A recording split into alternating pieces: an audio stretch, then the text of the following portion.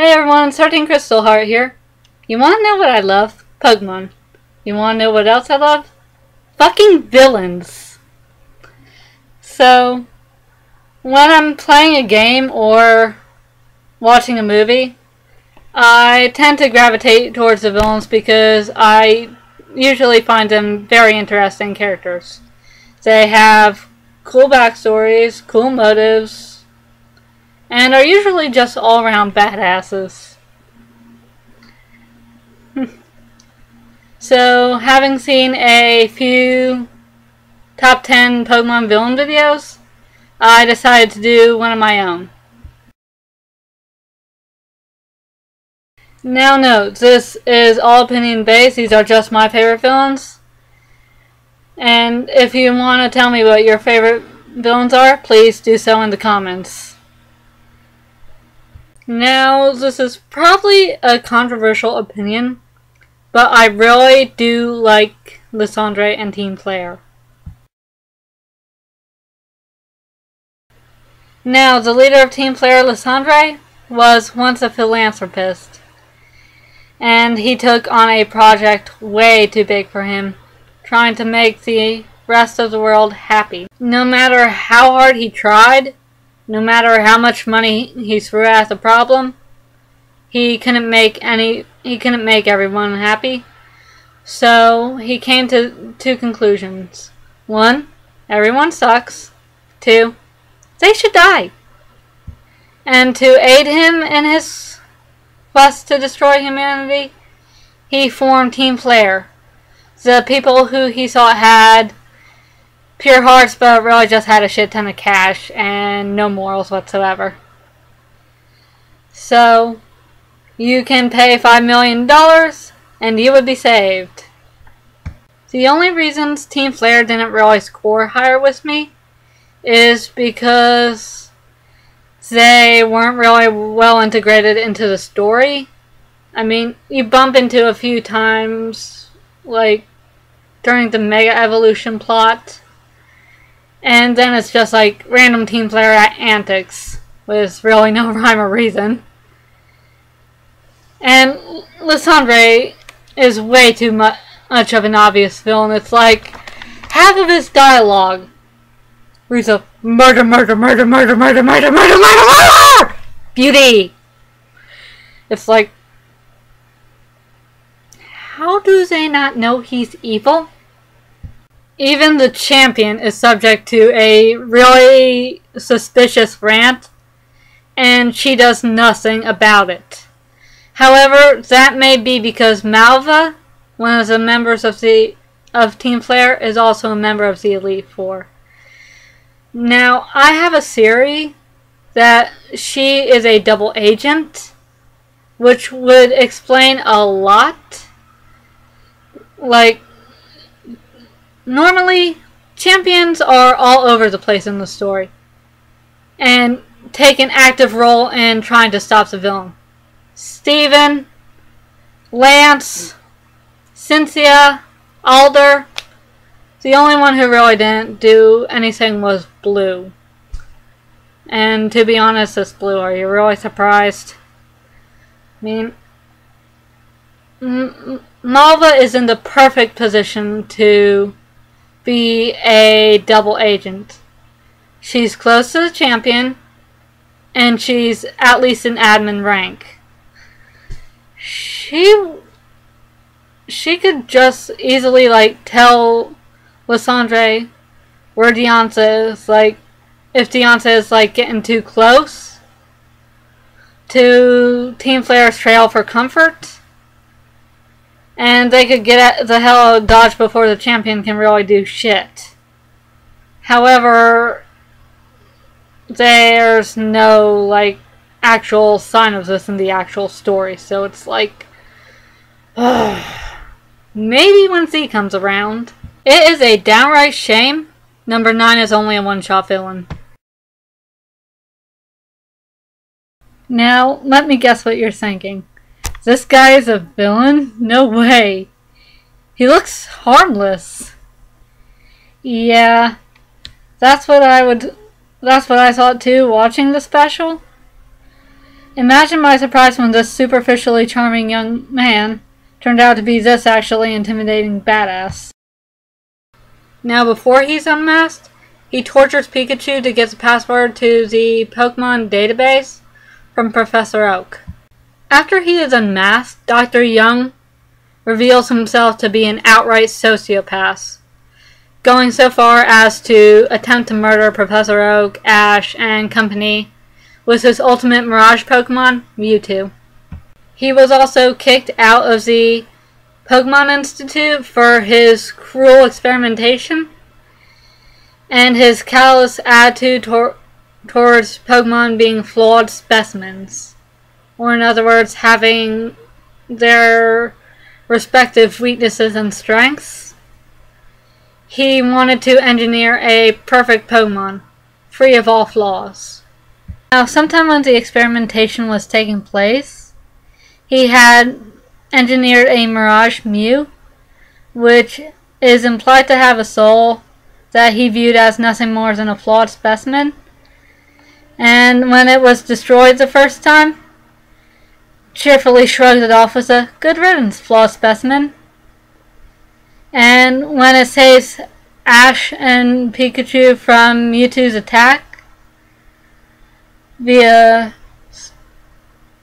like making it halt because the Mew's data was stored inside Mewtwo's body, which allows them to defeat Mewtwo, he remains unrepentant and walks off into his burning castle, vowing to start anew. And we never see him again, which... Come on! It's not stated whether he's dead. Like, I would like to see this guy again, because I really found him just plain interesting. I mean, he could have been developed more. I absolutely fucking love Colress. Now, what is it so much I love about Colress? Is it his awesome techno battle scene? His friendly personality, even helping you out when it's really not beneficial for him to do so as a member of Team Plasma? His actually tough battle when you fight him on the Plasma Frigate at the end of the game? Well, yes. And it's also the fact that he does not give a single fuck about Team Plasma's plans. I mean, seriously, no fucks were given by this man. Now, Colress is only interested in pursuing his own goal. Bring out the maximum amount of power from your Pokemon. If Ghetsis' way is right, he'll be cruel to his Pokemon. If your way is right, he'll bring out their power through respect and love. However, he fucking hates Ghetsis, only using him for his resources. When I first read that, playing through Black 2, I was laughing my ass off. It's just like, yeah, I could tell you didn't give a single flying fuck about Team Plasma because you're helping me out, even though you're obviously in Team Plasma. I mean, just look at you. But... oh dear lord. Colress, you win. You won with that remark. And now I introduce to you Pokemon's version of Michael Jackson. Jokes aside, I can't think of a single person who doesn't love Miror B. Dude's fucking awesome. Now, however, as a villain, Miror B makes a pretty bad guy. He's probably the most lighthearted of the Cypher admins. And in XD decides to go rogue and start his own villain team, stealing Shadow Pokemon. Problem is, he can't keep them for longer than 5 minutes because that meddling kid Michael keeps stealing them back from him. By the way, I didn't mention there are only 3 members of Team Miror B. Miror B, Trudley, and Foley. And Trudley, Foley, don't remember which. One of them was having a, do I really want to do this with my life? Subplot throughout the entire game, pretty much. It's like, they're the minor characters. Not to mention, due to only being 3 of them, they'll be quite hard pressed to get all the Pokemon in the world, as stated that's their team goal. However, I love Miror B's design, his quirky attitude, the way he talks, his dance moves, and all around his catchy ass 2 themes. I'll put a link to them in the description below. I don't have the little MP3, sorry. But these songs are super catchy and just make him, and just really suits the character.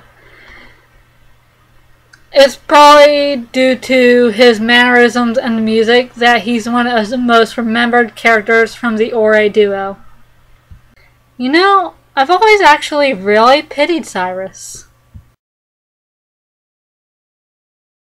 Now, Cyrus was already stated to be a reclusive genius, but his parents' super high expectations and neglect left him a broken man who was only able to feel hate and regret and all this negative shit, and thus he decided that emotions were the cause of all trouble in the world and wanted to eliminate them all.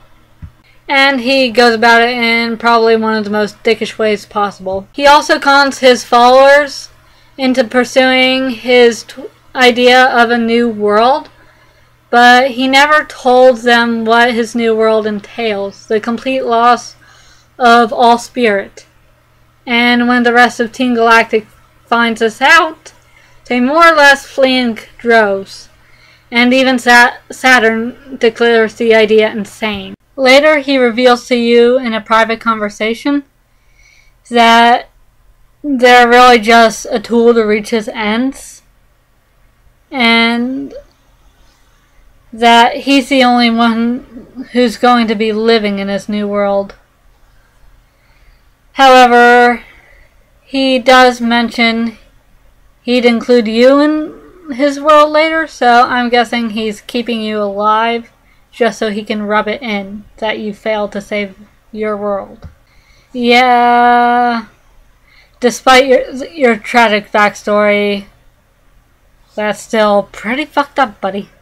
Anyone else who got past the hell that was Aegis Cave will remember the mindfuck reveal caused by this bastard in Mystery Dungeon Explorers of Time, Darkness, and Sky.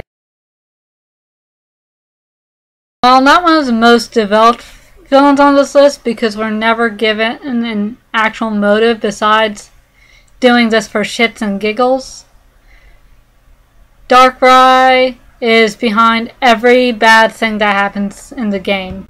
The bad future? Darkrai's fault. You turning into a Pokemon? Darkrai's fault.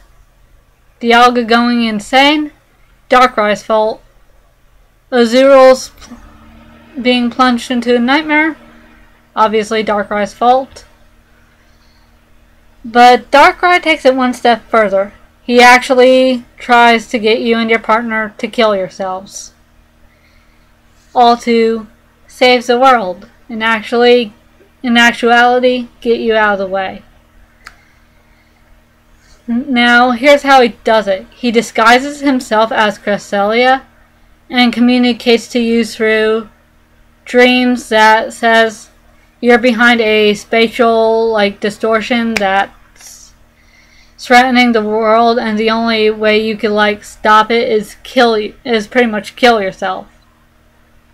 I mean, the words are never exactly spoken, but it's pretty much implied, like directly implied. Yeah. Here's the thing though. After he loses his memories thanks to Deus Ex Palkia, he actually becomes a very loyal teammate. Like, I still have my Explorers of Time. Darkrai is the third member of my team and has been very shockingly loyal. Number 4 is the biggest wooby in the franchise. Judging from that description, you could probably guess who he is. And here I saw Cyrus had a sad backstory.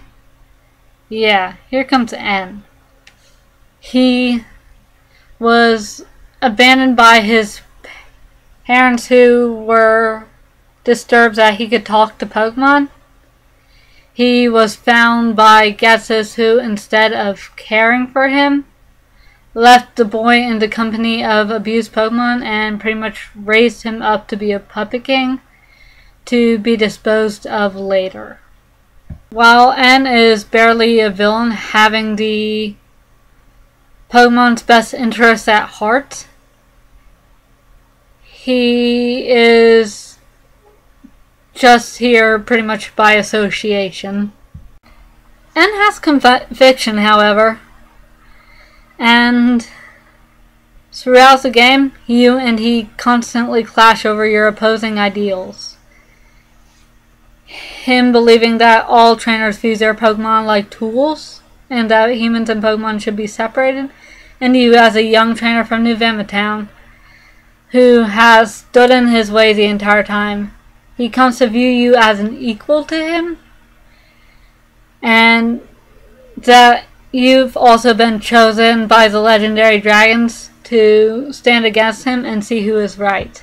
After he loses this final fight, he comes to terms with the fact that he was wrong, when guess who comes in but number 3 on our list.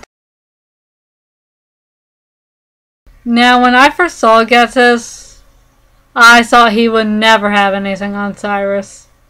I mean, he looks ridiculous. It looks like he is wearing a moth robe.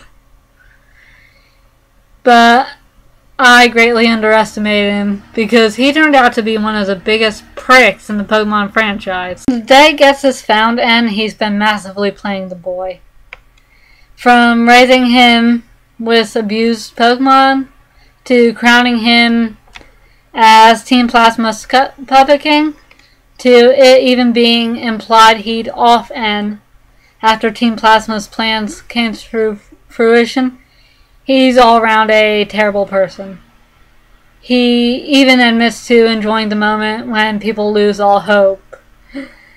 He tries to kill you in Black 2 and White 2. The game says freeze you alive, but pro tip: Glaciate can't freeze. It lowers speed. And even if you wouldn't be impaled, like a lot of people originally thought, freezing to death is still a thing that happens. Yeah, that is really dark. However, fortunately, karma hits Ghetsis after he's defeated again, and he is rendered a non-functioning vegetable according to the Shadow Triad. Not the case for number 2, a villain fully ready and willing to go for a round 3. Believe it or not, Ghetsis is not the first villain to try to kill you, and neither is Ardos. It's Gorgon. But what nets Ardos this position as number 2 and not Gorgon is because A, Gorgon reforms. Ardos is ready to go for round 3. And 2, Ardos comes much, much closer to killing you than Gorgon does. Now, after you beat his dad on Sid Dark Isle, you can unlock a place called Ore Coliseum where you would fight Ardos if you were that good. Afterwards, he gives you a letter calling you Cyber's biggest enemy. But wait, didn't you bust this big bad daddy to get into that place? Yeah. It's a sequel hook that never really gets a sequel, which is a shame because Ardos is actually would make a pretty decent villain in my opinion. Half of his dialogue seems to hint that it's more his plan than it is Greevil's. Like, after you beat him, he's like, no, my plans. Yeah, I thought your daddy was running the operation, buddy. Also, after you beat Greevil on Sid Dark and capture all his Pokemon, Ardos comes in, sees that you won, and suggests to Greevil that they blow up the island with you still on it. Yeah, Ghetsis only tried killing you.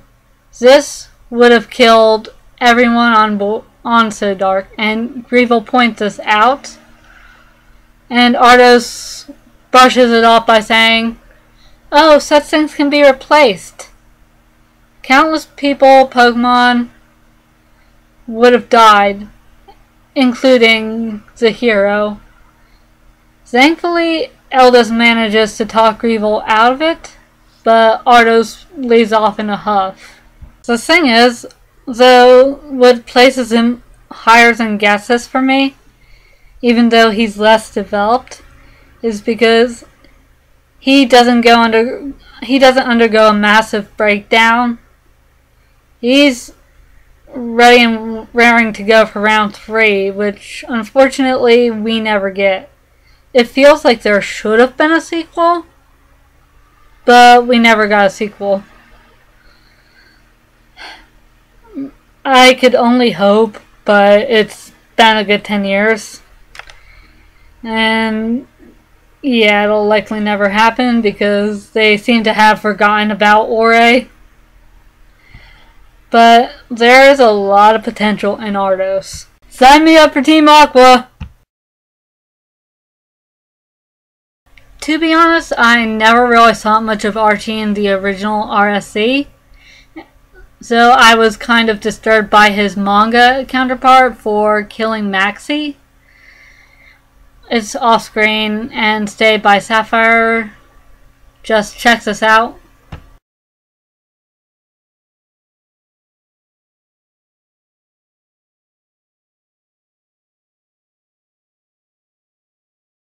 Whereas Archie is probably one of the nicest bad guys out there, and certainly the nicest of the villain team leaders. He always refers to the player by the affectionate nickname of Scamp, treats him more like a rival, and he's just so affable, it's hard not to like him. He's, like, seriously, the only reason why he's a bad guy is because he's out to flood Hoenn. But unlike Maxie, who is pretty much a total turd until he's defeated, that is, Archie remains nice throughout. Unlike most villains, Archie treats you with respect.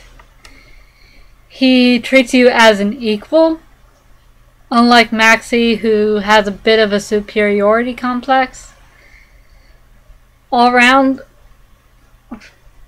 and having gone off see anime and manga counterparts for a long time, and always picturing Archie as a really kind of batfuck nuts dude, it's really refreshing to see him act so nice.